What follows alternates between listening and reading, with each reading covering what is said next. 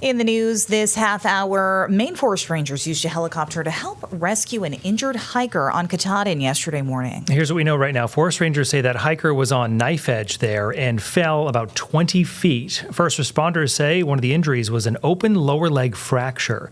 Cloud cover, stormy weather making it a little difficult there, but eventually that hiker was taken off the mountain to an ambulance awaiting on the ground. A man from Bridgeton is expected to be sentenced today for killing his partner.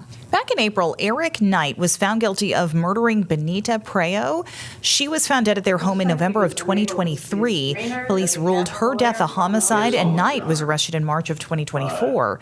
The sentencing is scheduled to start in about half an hour.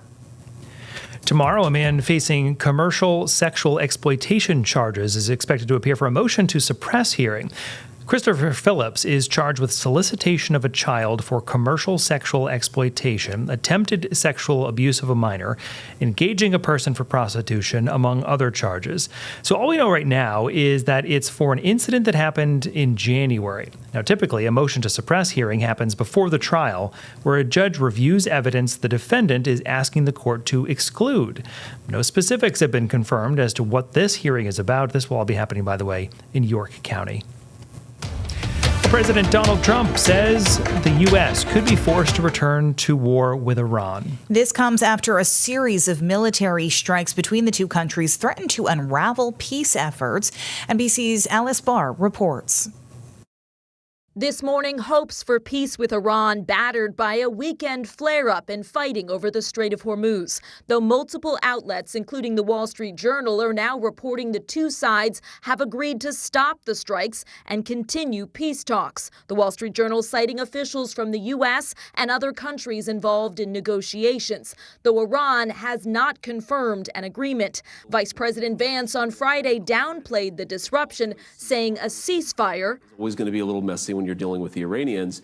But if we make the final deal, then great. If we don't make the final deal, their nuclear program is still destroyed. They're still much weaker as a country. The two sides have been in detailed talks over the future of Iran's nuclear program following the signed Memorandum of Understanding initial agreement. Though on Saturday, President Trump warned the U.S. could be forced to militarily complete the job, saying Iran would no longer exist, while accusing Iran of violating the ceasefire. After an attack on a ship in the Strait of Hormuz late last week, U.S. forces then fired on Iran, targeting missile and drone sites, with Iran firing back against U.S. military infrastructure in Gulf allies Bahrain and Kuwait. On Capitol Hill, Republicans largely backing the administration's approach. This is almost just a mop-up operation. We have to press them. If they strike us, we have to strike them back by 10. As some voice concerns. There's a lot of work to be done, and I just fundamentally do not trust the Iranians. With the path to lasting peace uncertain. In Washington, Alice Barr, NBC News.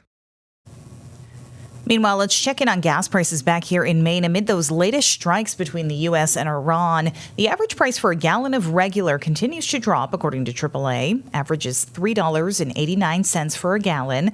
That's down 13 cents from last week when it stood at $4.02. Nationwide, the average is about 3 cents less than Maine at $3.86 a gallon.